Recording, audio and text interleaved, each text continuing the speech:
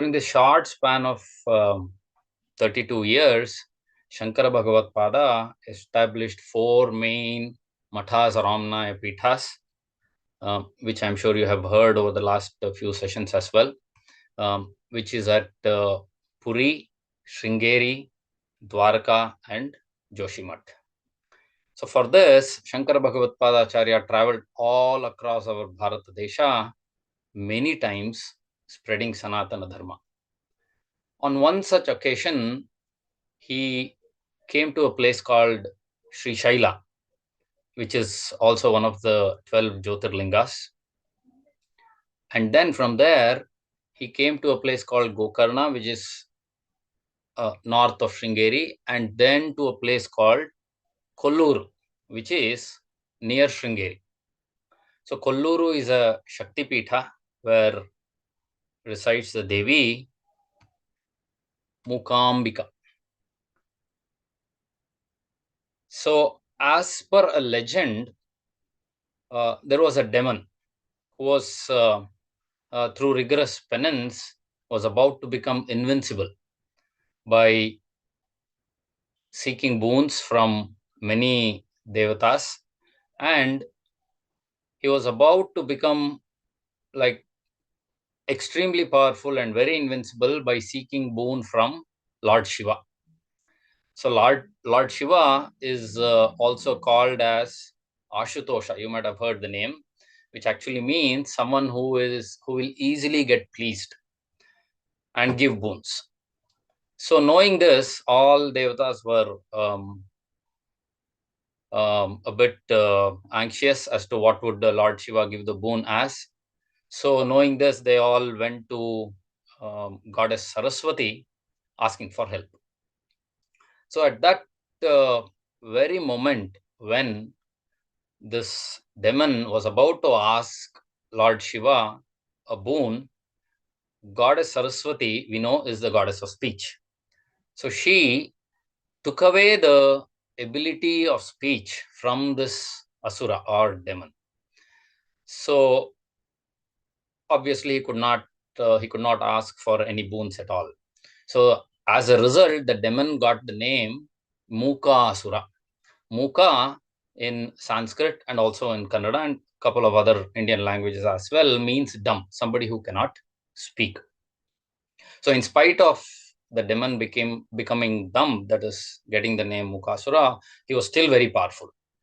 So later on, he was killed by the Devi, and that is goddess Parvati, in a form that she attained with the help of Shiva, and then she killed this demon Mukasura, and as a result, she got the name Mukambika. Ambika means mother, and for killing this demon Mukasura, she got the name Mukambika.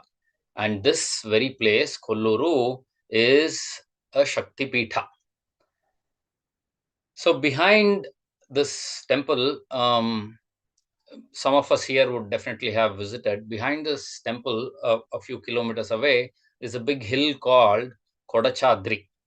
And this hill is also very famous because Sri Adi shaṅkarāchārya on top of the hill had meditated, and he had in fact established what is called as a Sarvagna Pitha, which is similar to the one in Kashmir. It's also a very revered place for all the devotees of Shaṅkarāchārya. So the reason why I mentioned about this Kolluru is because there is a legend which says that Shaṅkarāchārya recited the famous soundaryalaharī at Kolluru. So let's learn a bit about soundaryalaharī. So soundaryalaharī means, if you split that, it is Soundarya and Lahari, which means waves of beauty. So what does beauty mean? Something that attracts us, right? In this case, Soundarya is not just that beauty, but it's also waves of goodness and auspiciousness for everyone. So not sure how many of you have visited the Sringeri temple. Once you see Sharadamba, you cannot take your eyes off her, of the Jagannatha. It's actually true in case of many other places, like it could be a scenery, it could be a greenery, hill, waterfall. But especially with this goddess, you definitely will feel that. In fact, there is a very famous Kannada song which actually tells exactly that two eyes are not enough to see the Devi, Sharadamba. So Shankaracharya does exactly that in the stotra. He tells about the beauty of the Devi. Soundaryalaharī has 100 verses or 100 shlokas, each being a wave of beauty. The number 100 itself is a very complete number, or it gives the feeling of completeness. That's the reason it's also called a century.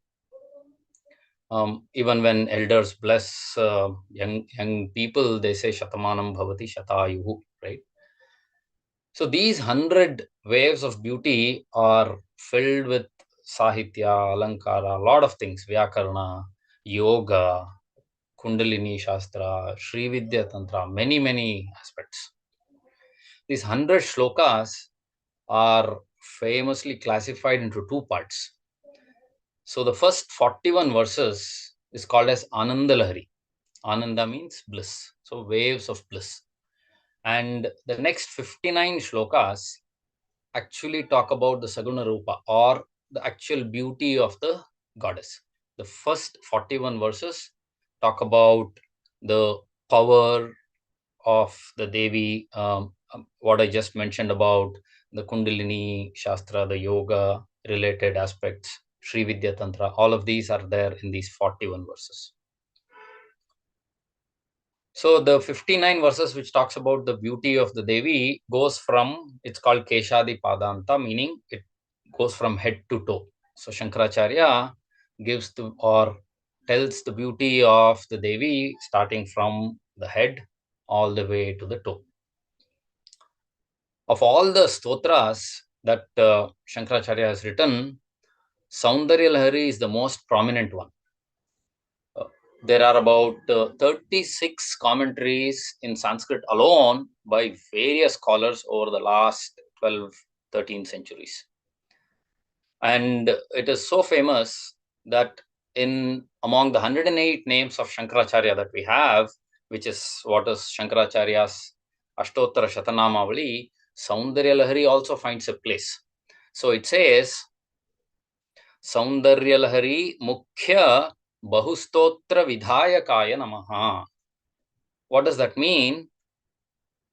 I bow down. Namaha means I bow down to the one, that is Shankaracharya. I bow down to Shankaracharya, who has written many stotras.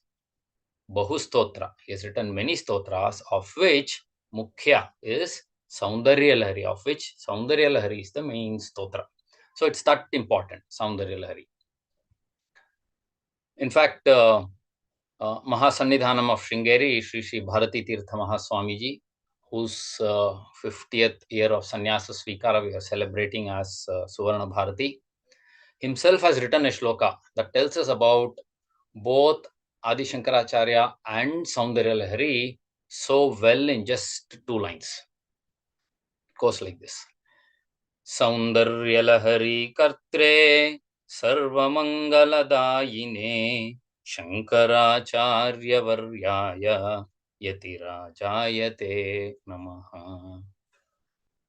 So what it means is, Soundaryalaharī, that does mangala, sarva mangala, meaning it showers auspiciousness to everyone, which was composed by the highest of the yatis, Yatiraja, meaning the highest of the Gnanis.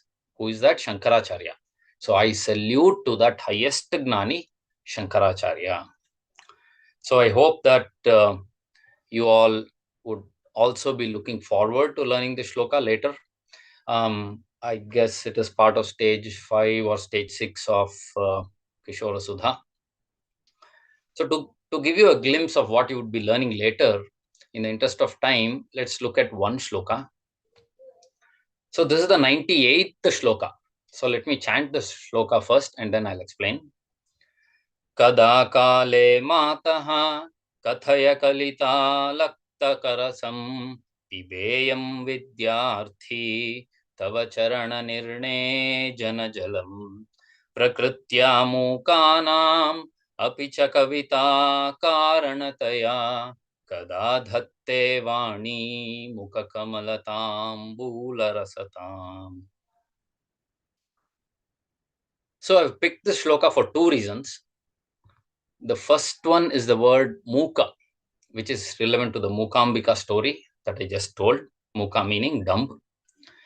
Second is the word vidyarthi, which is what all of us are.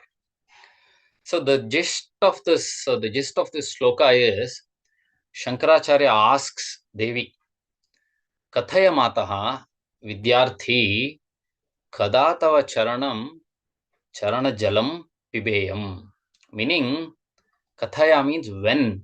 Please tell me, Jagannatha, when will I, Vidyarthi, meaning a seeker of knowledge, will get to drink the water from your lotus feet? So what does drinking the water do? It says, Prakrutya mukanam api kavita karanataya, meaning Prakrutya mukha, someone who is speech impaired by birth.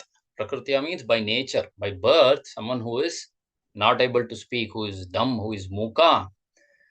He will also be transformed into kavita karanataya, meaning into those who can even compose poetry. So that is the power of Devi if you meditate upon the Devi and also learn to chant the shloka. So this is just one shloka from Soundaryalaharī that talks about the power of Jagannatha. Most of the shlokas are very similar, telling about the power and also the beauty of the Devi, and you should all be looking forward to learning this soon. So coming back to the story of Shankaracharya's travel, he was at Kolluru. From there, he travels to a place called Balipura. It has different names. It's also called Sri Bali. It's also called Sri Vali. And in this Balipura, which is close to Kolluru, it's a place filled with a lot of Brahmins at that time. And in that village, there would be one very learned Brahmin named Prabhakara. And this learned Brahmin, Prabhakara, will have a son, a young boy. This young boy seems to be pretty dull and always quiet. The young boy seems interested in nothing at all. And in fact, he doesn't even like to play with other kids, which is very surprising. So the worried parents get to know about a learned Gnani who is visiting their village, which is, of course, Shankaracharya, and they decide to visit him. And they tell Shankaracharya about the young boy, and the Jagadguru says he wants to meet the young boy. So the learned Brahmin takes the young boy to Shankaracharya. So Adi Shankaracharya asks him, of course, it's also in the form of a poetry. So he asks the young boy this. Kastvam shishokasya kutosi ganta kinnamate tvam kuta agatosi ye tanmayoktam vadacharbhakatvam matpritaye priti vivardhanosi. A very, very beautiful set of questions in the form of a rhyming shloka. So what Shankaracharya asks is, Kastvam, Kahatvam, who are you? Kim Nama, what is your name? Kutosi Ganta, where are you going? Kuta Agatosi, where have you come from? Very simple set of questions, right? Anyone asks us these questions, we'll answer that in a few seconds, right? This is my name and I've come from here, I'm going there. But what actually transpires next leaves everyone spellbound. The boy, to everyone's surprise, who was thought to be very dumb, responds to Shaṅkarāchārya in 12 verses on his identity, that is self, on of what he is, which today finds a place near the top of the Advaita Vedanta pile of literature of works, which is called as Hastāmalakāchārya or Hastāmalakīya. Let's also look at one of those 12 verses that is slightly easier to understand. Vivasvat prabhatai yatha rūpamakṣam pragruṇhāti nābhātamevam vivasvān yada bhāta ābhāsa yatyakṣamekah sa nityopalabdhis swarupohamatma sa nityopalabdhis swarupohamatma. So Vivasvan means sun. So what the young boy says is Vivasvat Prabhatam Rupamaksham, meaning objects.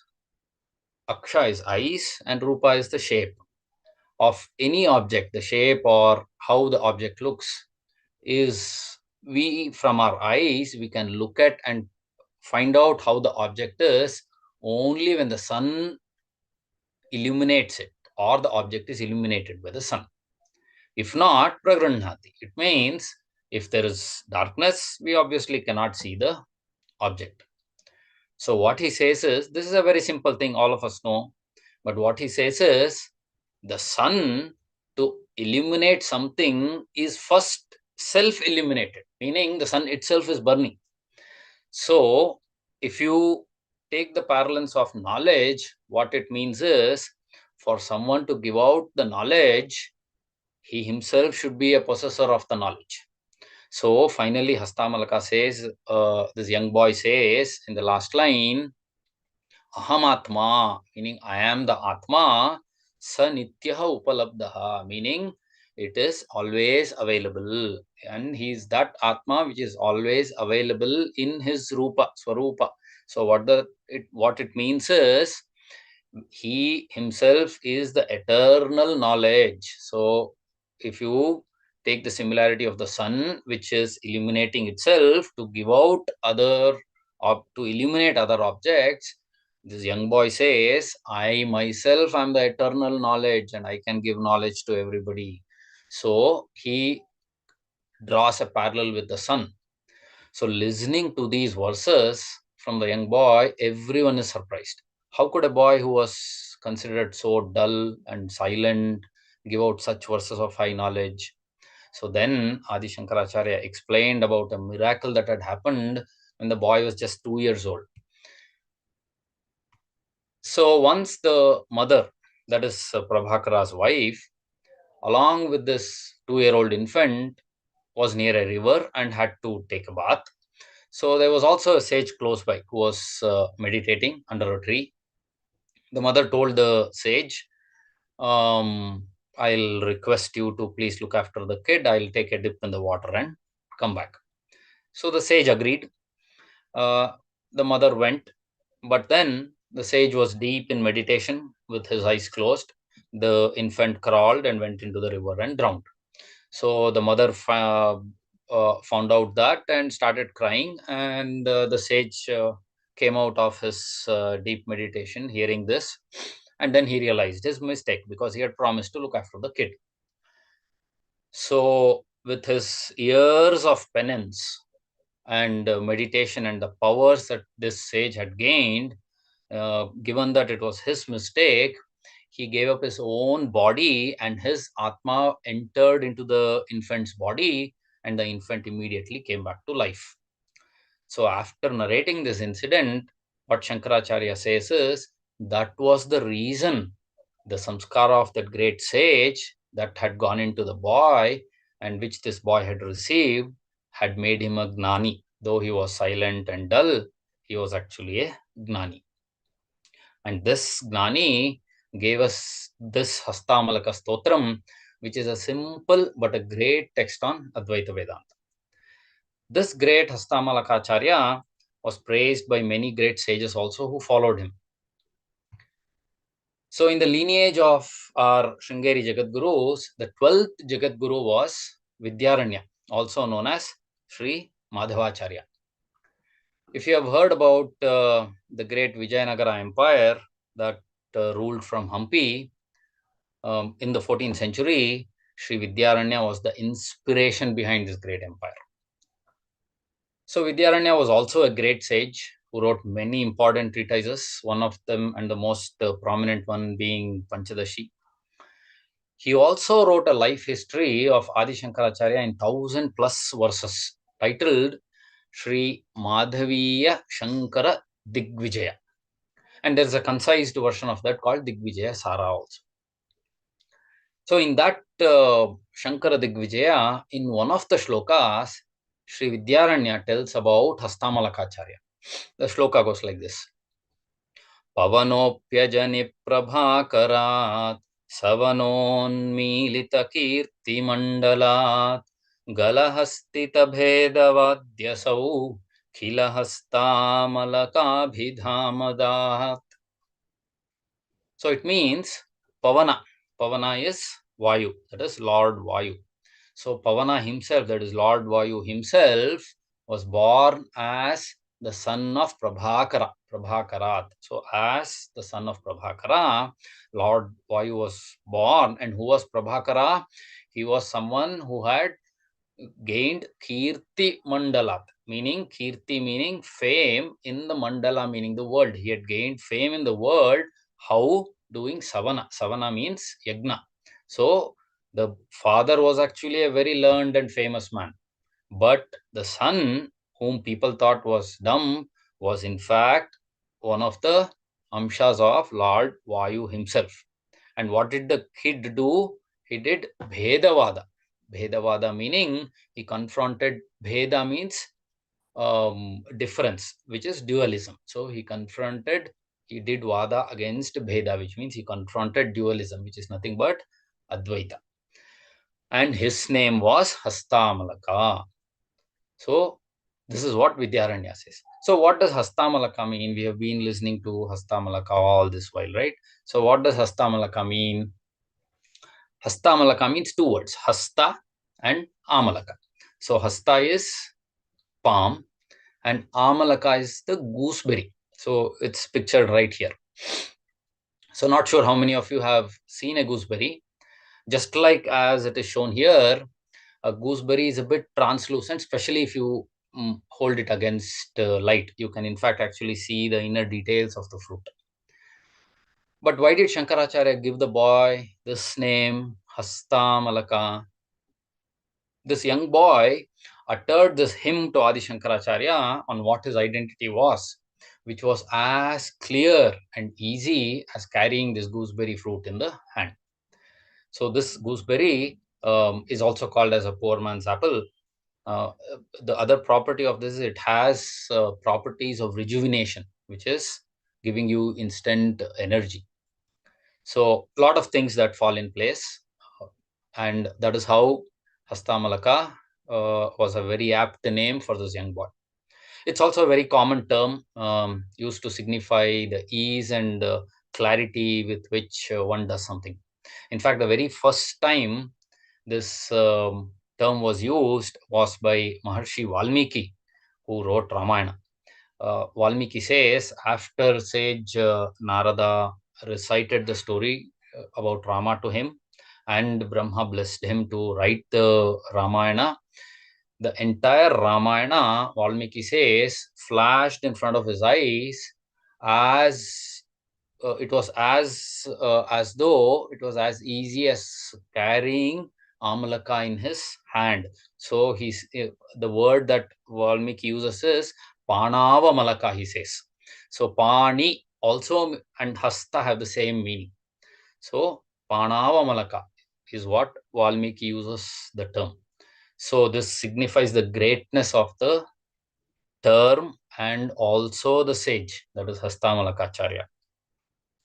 So like I said before, Hastāmalaka Stotram was a fine text on Advaita Vedanta. So the best reward a Shishya gets is when a Guru appreciates him, right? So Shankaracharya was so impressed by this hymn, that is Hastamalakiyam or Hastamalaka Stotra, is that Shankaracharya himself wrote a commentary on it after a while. So that just tells how impressed Shankaracharya was with Hastāmalakāchārya. So Hastāmalakāchārya, like I said, was a young boy. He was actually the youngest of the four main disciples of Shankaracharya. He was later on made the guru or the first Jagat Guru of the Purvamnaya Sri Govardhana Pitham, which is at Puri, which also upholds Rig Veda. So one interesting thing is there are quite a few similarities between Adi Shankaracharya and Hastāmalakāchārya. Both met their gurus at a very young age. Both were young boys, and both of them took sannyasa at a very young age. When Shankaracharya was asked by his guru as to who he was, Shankaracharya gave the response you might have heard in the form of a shloka stotra called as Nirvana Shatakam.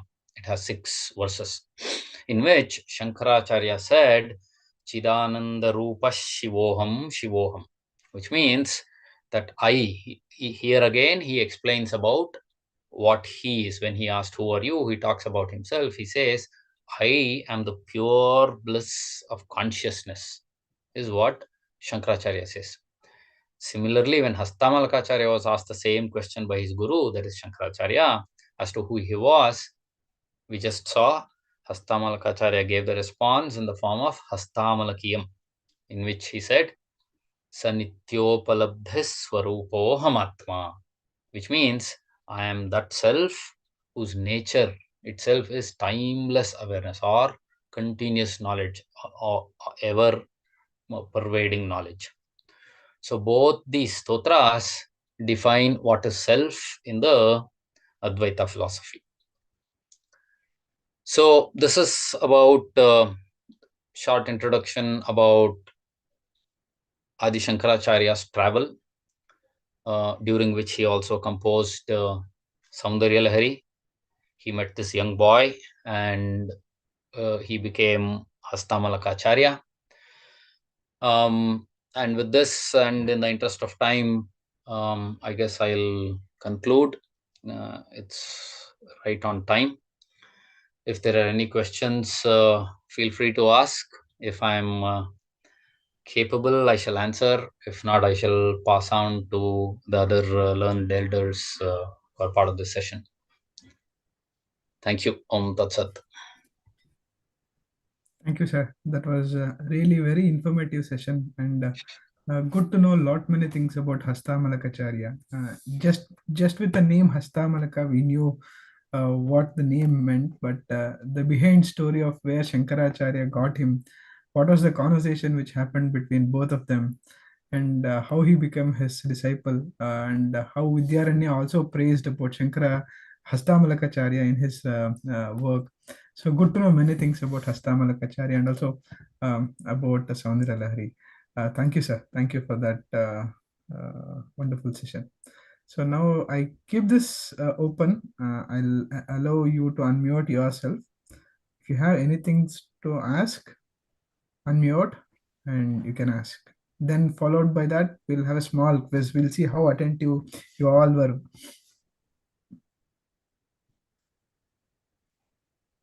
Who wants to go first? Who wants to ask a question?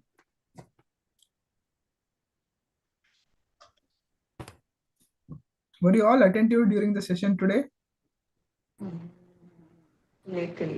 Little or more. Okay, fine. Well, but you know this symbol where you have those like 4 lines that are like 90 degrees in gap, and then you put those dots. What does that symbol mean in our religion? What symbol is that? Which slide? Which one? It looks like it doesn't look like a Nazi symbol, but it has those 4 dots in the gap. No, which slide you see there? Swastik. Swastik. Yeah.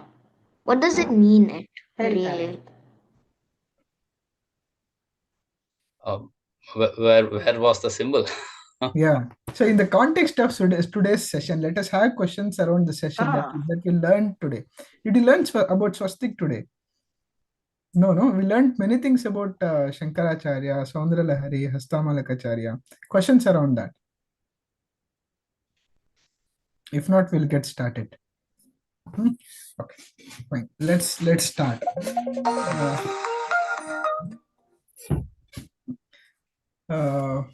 Yeah. Where did Sir mention about shaṅkarāchārya reciting the soundaryalaharī shloka in front of a goddess? Do you remember which goddess was that? Where did he recite it, or where did he chant that? Which place was that? Kolluru Mookambika. Kolluru Mookambika temple. Wonderful. So it was in Kolluru Mookambika temple. Do you know what is the significance of Sarvagna Pita in Kolluru?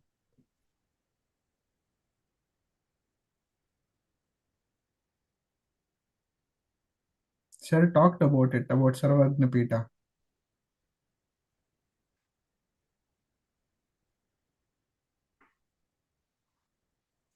Don't know? Sir, you want to just give a glimpse of what it was? Yeah. So Sarvagna Pita was a hill which was close to the temple, and Shankaracharya went up the hill and did meditation. What did he do there? He did a meditation contemplating on goddess. And he also chanted Soundaryalaharī, recited Soundaryalaharī in front of the goddess who resided there. And that is where maybe his meditation got the place name as Sarvagna Pita. And moving on, where did Shankaracharya found Hastāmalakāchārya? In which place was that?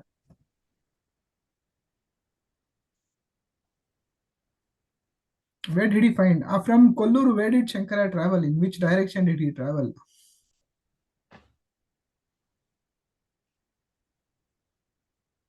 What place was that? Shribali. Shribali or Balipura. Yeah, that was the place where he found Hastāmalakāchārya. What was the name? You might, if you are attentive, what was the name of Hastāmalakāchārya's father when he came up to Shankaracharya saying he has a son who is very dumb and dull? He wanted him to meet him. So what was his father's name?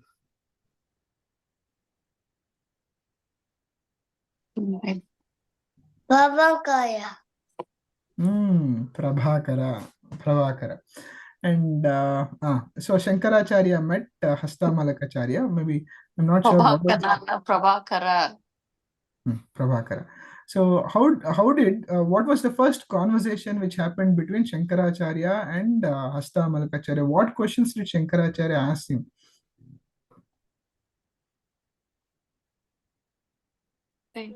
From So where did usually you what? come from and where are you going?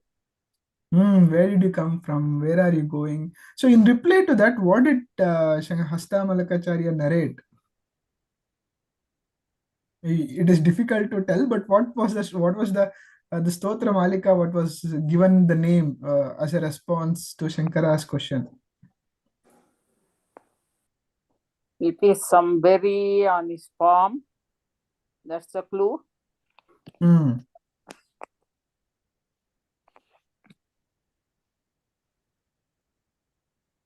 So Hastāmalakāchārya, the young boy, gave in response. He gave a Malika, Stotra Malika, and detailing as to who he is, where did he come from, what is his form, what is his true nature. And that stotra was is still famously known by a name. What is the name of that?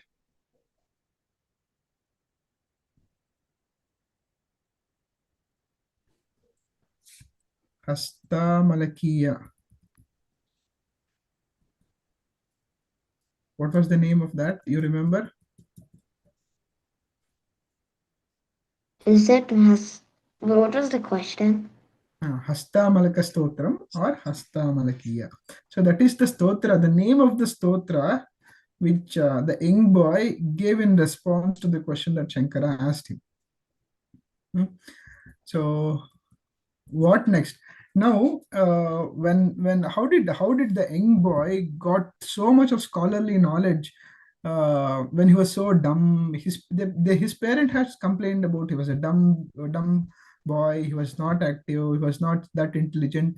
But all of a sudden, how did he get so much of scholarly knowledge to respond to Shankara's question in so much of detailed stotra malikas? Where did he get all this knowledge Can I from? say? From Can I Nadi. say? Yeah, you can unmute and tell. From Nadi. Sir, Yashas, Anil, you want to tell? Sir, actually, there was a story like when he was an infant. Actually, his mother wanted to take a bath in the river. So, and also there was a sage who was meditating there. So, his mother had asked the sage to look after the infant, and she went to take a bath in the river. But the sage was engrossed in his meditation, and he didn't look after the child. So the child crawled into the river and it drowned. So when the mother found out about that, she started crying. Then the sage came out of his meditation, and he uh, he left his body, and he went into the child's body. And since the sage was since he had so much knowledge and all, that's why this child has a lot of knowledge. Yeah. Wonderful, wonderful. Definitely, next session we can ask you to take. You narrated the story so wonderfully. Yes, that's the story. It is the sage who had done a lot of penance, who has got all lot of intellectual and spiritual paths. He bestowed on the infant. He entered infant, and that is where Hastāmalakāchārya carried all the scholarly wisdom with him. So, moving on next, Hastāmalakāchārya was also mentioned in some of the other works, not only Shankara's work, even the other acharyas who followed after Shaṅkarāchārya had mentioned about Hastāmalakāchārya. And one of those acharyas was Sir quoted. Can you remember who that acharya was who praised Hastāmalakāchārya? Madhvacharya. Madhavacharya. What was the other name of him? Madhavacharya, yes. Vidyaranya, wonderful. So, what was his work on Shaṅkarāchārya? He has written a work on Shaṅkarāchārya. It's Shankara's complete life. He has written in a book. What is the book name called, or his work called?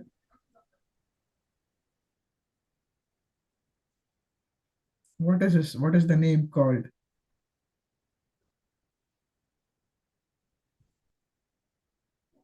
Shankara?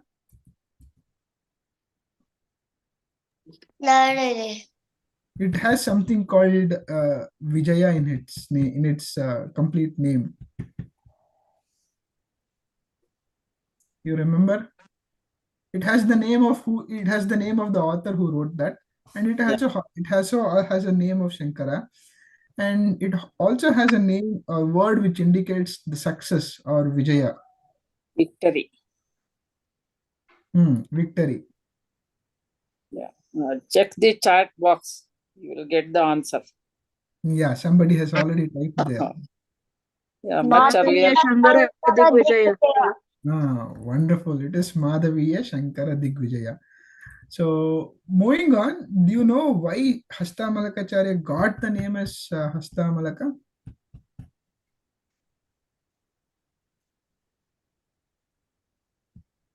Maybe, to be honest, I also not very completely aware about. Maybe sir or madam, if you have that story, you can.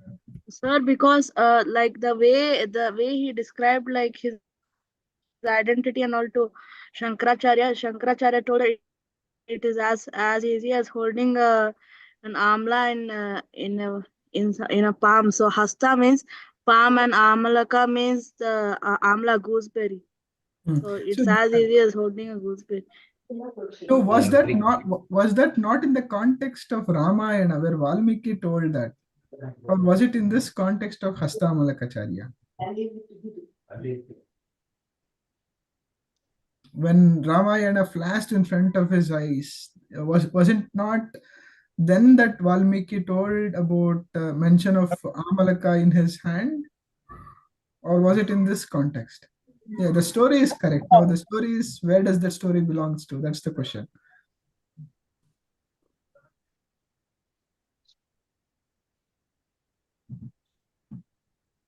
Sir, when the Ramayana Kacharya name, Valmiki. Sorry, voice is breaking. Yes.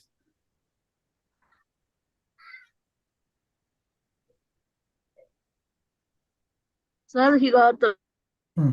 name hastāmalakāchārya when the Ramayana was flashing in his mind. It wasn't from this context.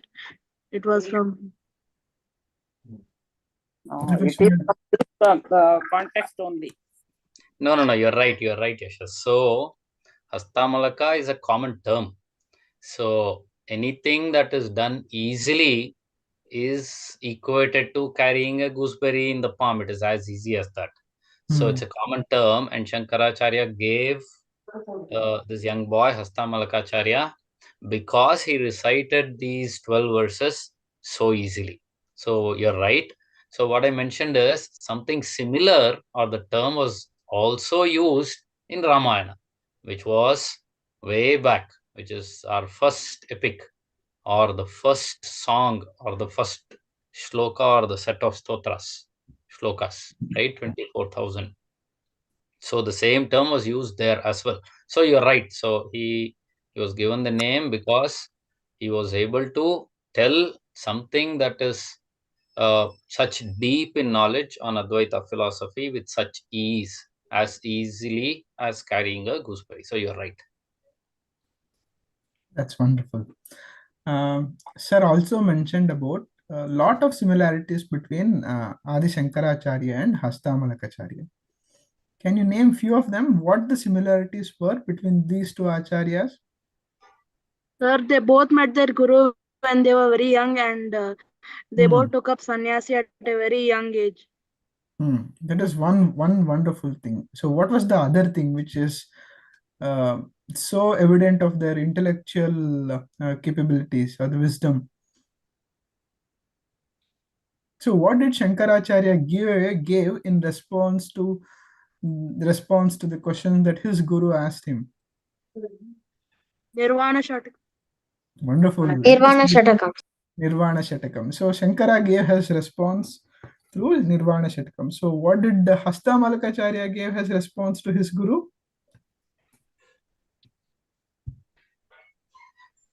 We just asked the same question.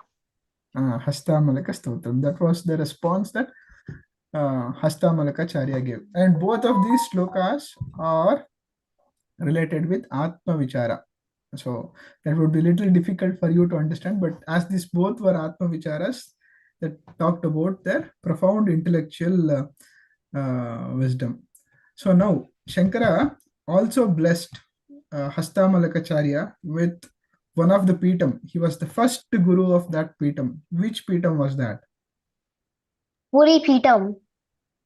Puri Pitam, yeah. Okay. What Veda is being learned there or studied? Rig Veda. Fine. So now the last question about that is, what is the Mahavakya of that Pitam? Somebody asked on the other day, what is that Mahavakya? Aham Brahmasmi. Right? So now what is that Mahavakya of this Pitam? Swastik. Okay, you see the swastik here. Okay. Oh, okay. The swastik is here. Okay. Oh, Yeah. Okay. Swastik is the symbol used there. But what is the Mahavakya for this Pitam? You can read, that is something mentioned, but it is in different script. It is in Devanagari. If somebody can read, you have a clue on the screen.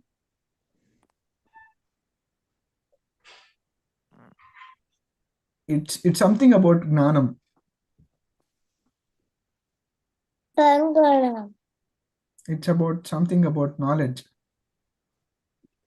Or if they can remember what was explained on about what was Mahavakya. What is a Mahavakya? The definition. What is a Mahavakya?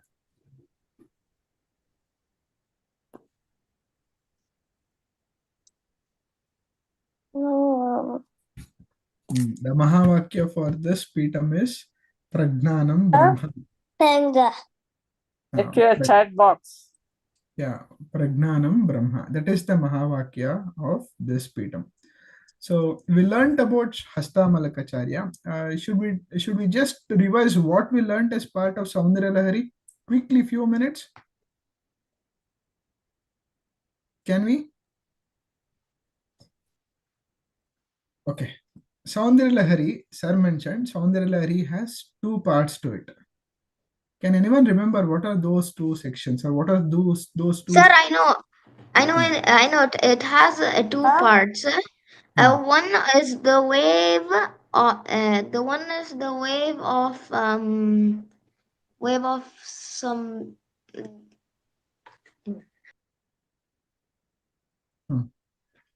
A wave is correct. Yeah, it is full of waves.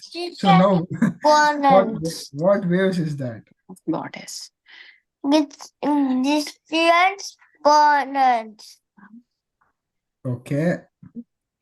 To be more precise, what is it? So it sir mentioned there is first part which is completely full of something with the name happiness or another word of happiness, and there is the other part which is completely Ananda. Ananda. Okay, wonderful. The first section is Correct. Ananda. Ananda. That is Ananda Lahari. What is the second section of Soundarya Lahari being called? The wave of bliss. It's okay. 59. So do we have a name for that? The second section of Soundarya Lahari, by any name we call that?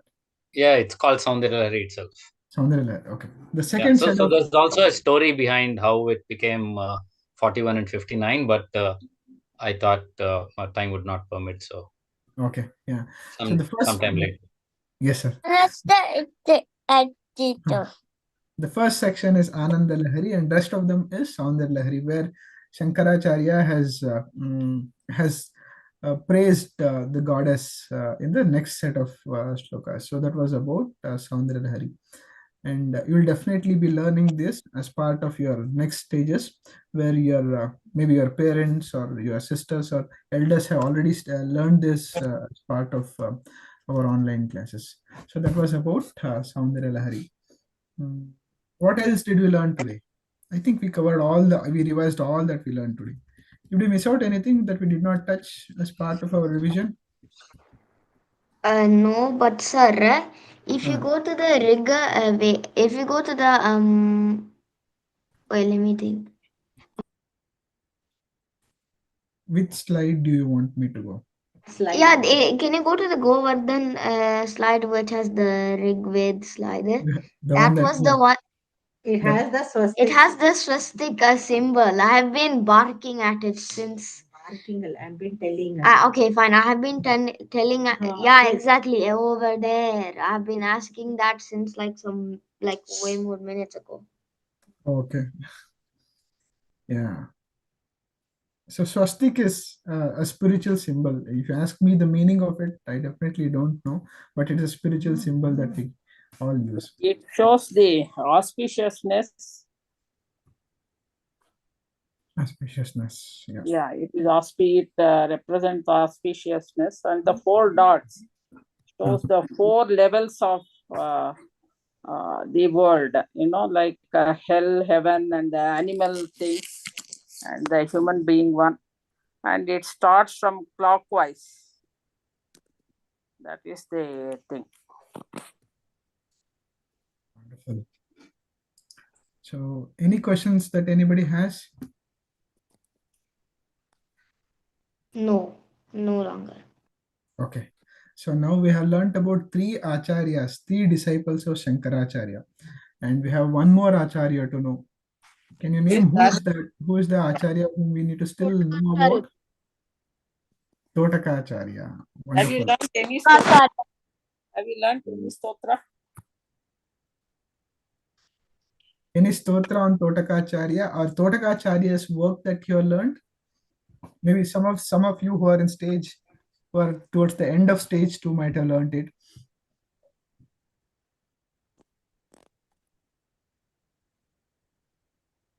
Okay.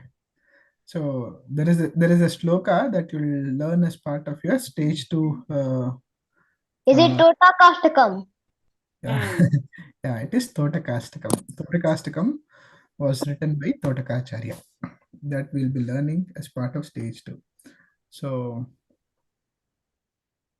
wonderful. Was it very interesting to know more about Totakāchārya? We have been hearing about disciples of Shaṅkarāchārya, but was it not interesting to know about how Shaṅkarāchārya happened to meet Totakāchārya? What conversation went across them, and who all have praised Totakāchārya in their work? Was it not interesting to know? Yeah, hastāmalakāchārya, you mean. Hastāmalakāchārya. Hastāmalakāchārya. Yeah.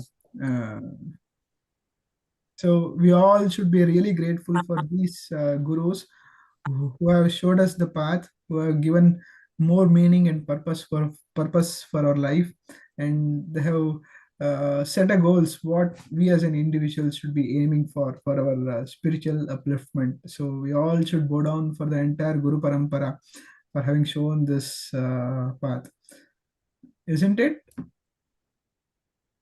Yeah. So now maybe will anybody who wants to chant a sloka on Guru we have learned, maybe on Shaṅkarāchārya or any other sloka on Guru that we have learned, and with that we'll conclude by Shanti Mantra after that. Who wants to volunteer to chant a sloka? A sloka that we have learned which relates to Guru. Sir, I know a shloka on shaṅkarāchārya. You can chant Yashas. Smriti Puranānaṁ Ālayam Karunalayam Namami Bhagavat Padam Shaṅkaram Loka Shaṅkaram. Wonderful. Excellent. Thank you, Yashas. Yeah, thank you. And then any other stotra you other than I think it was Yashas who chanted the shloka? Yeah, Yes. it was Yashas. Okay. Other than him, anybody else can chant what we learned. One more Yeah. stotra on Guru. In I fact, know. yeah, we learned. Shloki, right? You can chant. Ek- No, it starts from Guru. Ma'am? Yes. I know. Guru Brahma, Guru Vishnu. Yeah. And then one more. Who classified the Vedas into 4 major Vedas? Vyasaya Vishnu Rupaya. Yes. Very good. So whenever we hear the word Guru, you should know all these stotras that we learned on Guru. Okay. Yeah. And Final. then Jagat Guru, as we learned one shloka on that. Jagat Guru. Who is considered as Jagat Guru? Lord Krishna. Lord Krishna. Yes. And can you tell me why he is considered as Jagat Guru?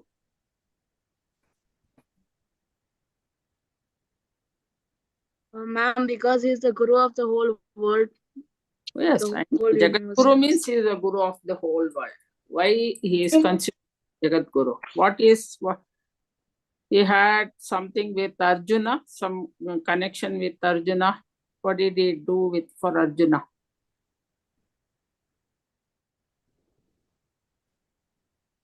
What did he do to Arjuna? Or what did he teach Arjuna?